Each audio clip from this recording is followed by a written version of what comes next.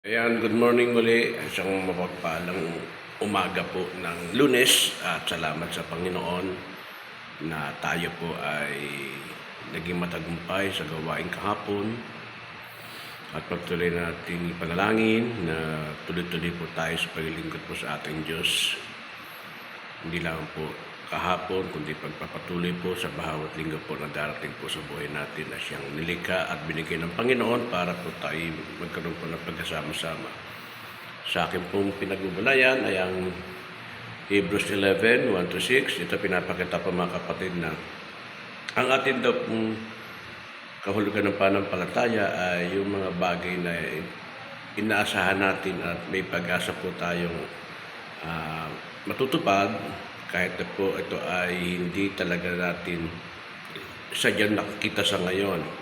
Pero yung dito lumalabas po na ang pananampalataya po natin ay may katiyakan po tayo. Pangalawa po, na ang pananampalatayang ito na nagbigay po sa atin na kung saan po ay nahayag po yung creation po ng universe, yung pagkakalikha po ng mundo, langit at lupa, dahil po yun sa ating pong patuloy na paniniwala na meron ang Diyos po ay nag-i-exist. Wala pong katotohanan na ang mundo po ay na-create lamang dahil sa biglang may pagsabog po sa universe. Kasi pag gano'n may pagsabog, ibig sabihin, disorganized yun. Reckon po yun, sira po yun. Pero dito pinapakita sa atin na meron po talagang Diyos na nag-i-exist, na sa nanguna pa man ay naroon na siya, talagang makikita ho natin na talagang ang lahat ng bagay po ay nilikha po ng ating Diyos na Ama.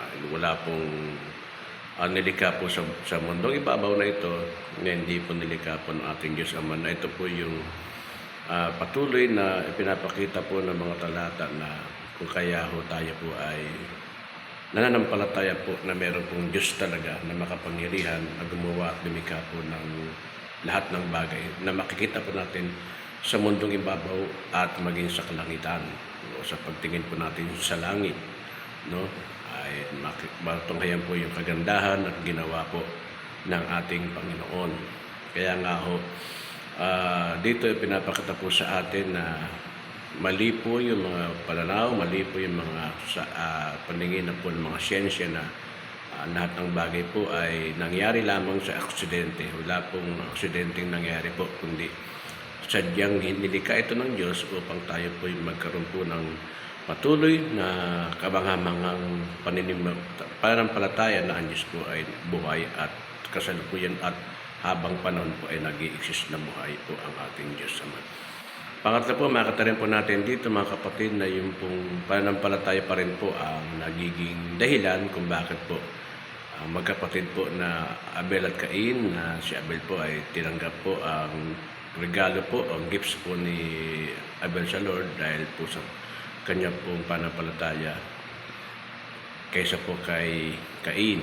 So makita natin talaga na yung pananampalataya po ni Abel at hanggang sa siya po ay namatay ay nagsasalita pa rin po ang pangyayaring ito sa kanilang nung unang panahon pa po. Pangapat po ay makatahon natin na